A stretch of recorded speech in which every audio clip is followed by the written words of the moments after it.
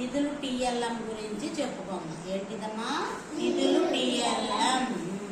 అయితే మన ఆకాశంలో చంద్రుని చూస్తాం కదా, ఒకసారి చిన్నదిగా కనిపిస్తారు, ఒకసారి పెద్దదిగా రౌండ్ షేప్ లో కనిపిస్తారు కదా. అది ఏ విధంగా చంద్రుడు మనకు ఆకాశంలో మార్పులు చెందుతూ కనిపిస్తాడో ఈ టీఎల్ఎం ద్వారా చెప్పుకుందామా? ఈ తిథులు టీఎల్ఎం ద్వారాగా ఒక నిమిషం. ఇప్పుడు చూడండి, చెప్పండి.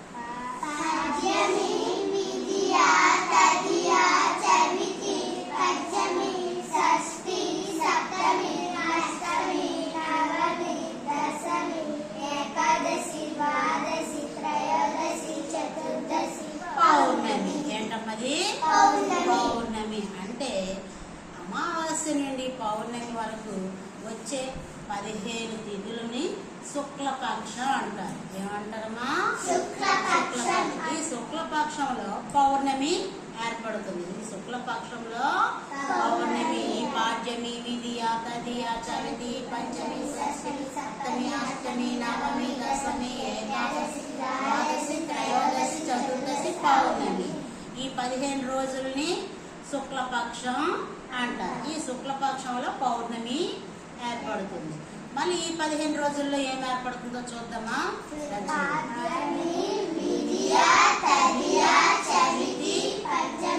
షష్ఠి, సప్తమి, అష్టమి, నవమి, దశమి, ఏకాదశి, ద్వాదశి, త్రయోదశి, చతుర్దశి, అమావాస్య. పౌర్ణమి నుండి అమావాస్య వరకు వచ్చే 15 తిథులు కృష్ణపక్షం అంటారు. ఏమంటారమ్మా? ఈ కృష్ణపక్షంలో అమావాస్య ఏర్పడుతుంది. అంటే ఇక్కడ చంద్రుడు మనకి కనిపించదు, నల్లగా ఏర్పడుతుంది కాబట్టి దాన్ని అమావాస్య అంటారు. ఏమంట?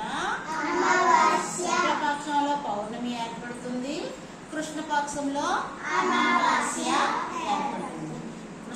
శుక్లపక్షంలో వచ్చే 15 తిథులు పౌర్ణమి, కృష్ణపక్షంలో వచ్చే 15 తిథులు అమావాస్య. ఈ విధంగా చంద్రుడు చిన్నదిగా పెరుగుతూ పెరుగుతూ పెరుగుతూ పెరుగుతూ పౌర్ణమి దగ్గరికి వస్తుంది. ఇలా పెరుగుతూ పౌర్ణమి దగ్గరికి ఏర్పడితే దాన్ని పౌర్ణమి అంటాం. మళ్ళీ అలాగా తగ్గుతూ తగ్గుతూ తగ్గుతూ వస్తే అమావాస్య ఏర్పడుతుంది. ఈ విధంగా శుక్లపక్షం, కృష్ణపక్షం 2 పక్షాలు. ఏమమ్మా? నెలకు 2 పక్షాలు. ఒక 15 దినాలు శుక్లపక్షం అంట, ఇటు పక్క 15 దినాలని కృష్ణపక్షం అంట. శుక్లపక్షంలో పౌర్ణమి ఏర్పడుతుంది, కృష్ణపక్షంలో అమావాస్య ఏర్పడుతుంది. ఈ విధంగా నాకు కూడా మీరు ఈ టీఎల్ఎం ద్వారా శుక్లపక్షంలో పౌర్ణమి, కృష్ణపక్షంలో అమావాస్య వచ్చేటట్లు నాకు చూపిస్తారా? అర్థమైందా మీకు? పిల్లలు, శుక్లపక్షంలో వచ్చే తిథులు చెప్పండి.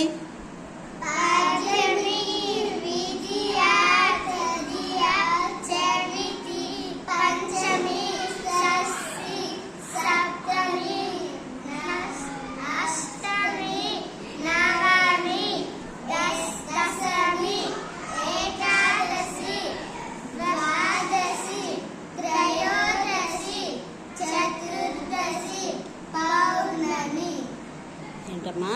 పౌర్ణమి.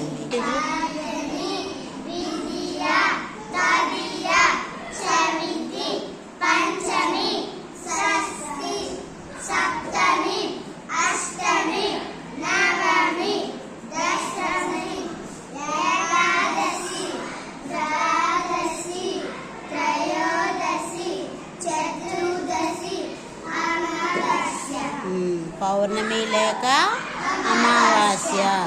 శుక్లపక్షంలో పౌర్ణమి వస్తుంది, కృష్ణపక్షంలో అమావాస్య.